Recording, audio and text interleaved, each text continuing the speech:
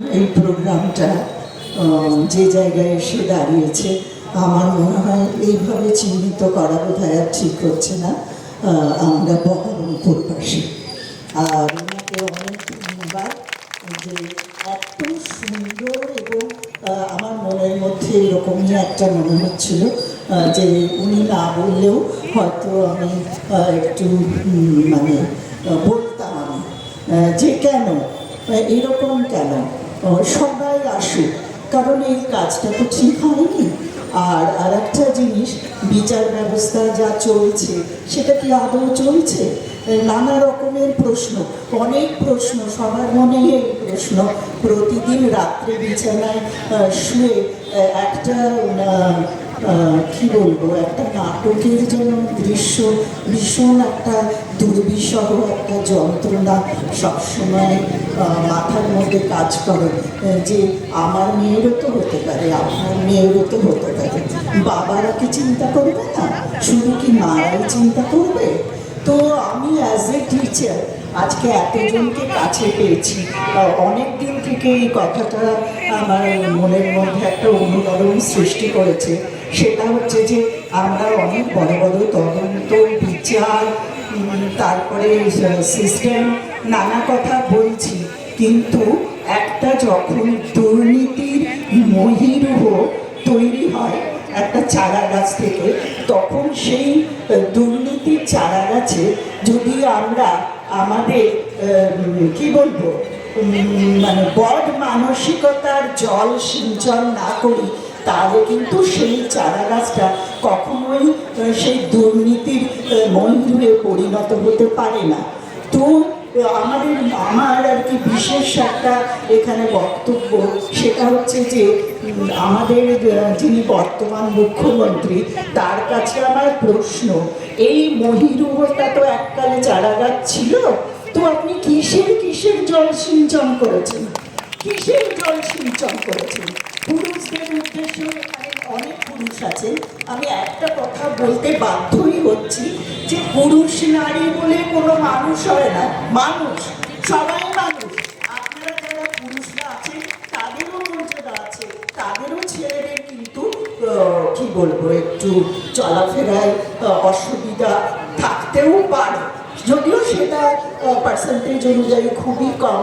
তো আমি বাবা মা সবাইকে অ্যাজ এ হিউম্যান বিইং একটা আবেদন রাখছি যে আমরা সবাই অত বিচার তদন্ত বড় বড় জায়গায় না গিয়ে, আমরা যারা স্কুলে কলেজে আছি, শিক্ষা প্রতিষ্ঠানে যেখানেই থাকি, আমরা ওই চারা গাছটাকে খুব সাবধানে বাঁচিয়ে রাখি।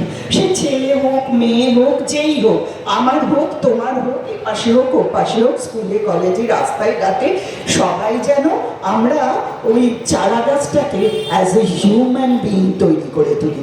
বিচার তদন্ত সবই চলছে, কিন্তু বিচার ব্যবস্থা যেটা মানে যে জিনিসটা সংঘটিত হয়েছে তার মূলে যিনি, আমি বলছি ডাইরেক্টলি, আমার কোনো অসুবিধা নেই, যে মাননীয় মুখ্যমন্ত্রী, তিনি কি এতদিন ঘুমিয়েছিলেন? হঠাৎ কি তার জাগরণ হলো? কেন? আপনার বাড়িতে কোনো মেয়ে নেই, আর যদি সে মিশিং হয়, সে যদি রাত্রে এরকম একটা দুর্ঘটনা ঘটে, আপনি কি বলবেন যে না এগুলো এরকম তো হচ্ছে বিচ্ছিন্ন ঘটনা, বিচার হোক, তদন্ত হোক, একে ধরুন তাকে ধরুন? আর সঞ্জয় রায়কে, Sanjay Roy, we don't know. আমরা জানি কি যে হোস্টেল সুপার 10 লক্ষ টাকা, এইসব। আর একটা কথা, এতজনকে যখন পেয়েছি তখন আমি খুব প্রাণ খুলে একটা কথা বলছি, সত্যি করে সবাই বুকের হাত রেখে বলবেন তো, এই যে ধরে যে শব্দটা, ধর্ষণ, এটা আমরা আগে শুনেছি? আমরা আগে বলতেছি? আমরা আগে গুরুজনদের সামনে এই শব্দটা বলার প্রয়োজন হয়নি অ্যাকচুয়ালি। আর কি জানি কখন বলেছি জানি না, এই এখন কিছুদিন থেকে আর একটা জিনিস দেখছি যে স্কুল কলেজ এখানে সেখানে টিভিতেও হাইলাইট হচ্ছে যে ওই মিছিলে বাচ্চারা আছে, তাদের হাতে ওই শব্দটা দিয়ে ক্যাপশন। এটা তো একটা মানে এটা একটা কি বলবো, মানব সম্পদের অপচয়, লজ্জা, জাতির লজ্জা, লজ্জা, লজ্জা।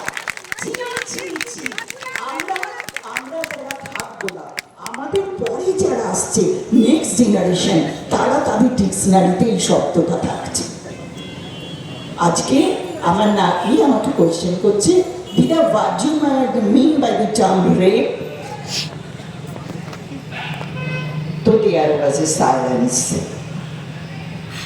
এখনকার বাচ্চারা কিন্তু অত সহজে ছেড়ে দেওয়ার পাত্রপাত্রী নয়। দিদা বলো, বলতেই হবে এই শব্দটার মানে কি। তখন আমি কি বললাম, আমাকে বায়োলজিক্যাল টার্মসে যেতে হলো। তো এখানে আমার আর একটাও প্রস্তাব আছে, অনেকে এখানে গুণীজন বিজ্ঞজন আছে।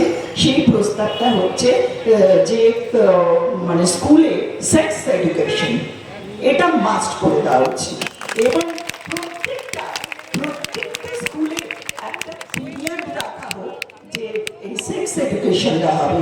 নাম্বার 2, এটা তো নাম্বার 1, আর নাম্বার 2 হচ্ছে মেন্টাল ট্রেনিং, যোগা। আর আরেকটা, আমি এখানে যারা গার্জেনরাও আছেন অনেকে, অথচ টিচার নয়, উইথ ডিউ রেসপেক্ট বলছি, আপনারা বাড়িতে যখন ছেলে বা মেয়ে বাড়ি থেকে বেরোবে, দুজনকেই কিন্তু একই ল্যাঙ্গুয়েজ এবং একই টার্ম ইউজ করবে। মেয়েকে কখনো বলবেন না ওই সাবধানে যাস, তাড়াতাড়ি চলে আসিস, নেভার। এবং ছেলেকেও কখনো বলবেন না যে ঠিক আছে যাচ্ছিস, যা, দেরি করিস না। এটা কিন্তু কি হয়, এই সাইকোলজি থেকে বলছি, এডুকেশনাল সাইকোলজি থেকে, এটা কিন্তু মেয়ের ব্রেনে, যে মেয়ে, তার উপর একটা বিশাল এফেক্ট পড়ে, আমরা বুঝতে পারি না। আমার পড়েছিল, কারণ কি, আমি খুব ছোট থেকে ভীষণ স্বাবলম্বী, খুব ছোট থেকে একা একা মানুষ হচ্ছি। তো আমি যখন বাইরে বেরোতাম তখন মা কিন্তু বলতেন তাড়াতাড়ি ফিরে আসিস, whereas আমার দাদা যখন যাচ্ছে 9টার পরে আসছে, কিছু বলছে না। তো there was a psychological effect on my brain, যে হোয়াটস হ্যাপেনিং দেয়ার। তো এখনকার বাচ্চারা কিন্তু আরো সচেতন, তারা কিন্তু ছাড়বে না। তারা বলবে কেন, ওয়াই? যখন ঘুরে দাঁড়াবে আপনি কি উত্তর দেবেন? আপনার একটাই উত্তর হওয়া উচিত যে ঠিক আছে, তুমি সাবধানে যাতায়াত করো। ছেলেকেও বলবে তুমি সাবধানে যাতায়াত করো, আমার তোমার যেরকম দিদি আছে, বোন আছে, আমি মা আছি, সেরকম বাইরেও সবাই দিদি বোন মা, কেউ বিপদে পড়লে সাহায্য করো, বিপদে ফেলো না।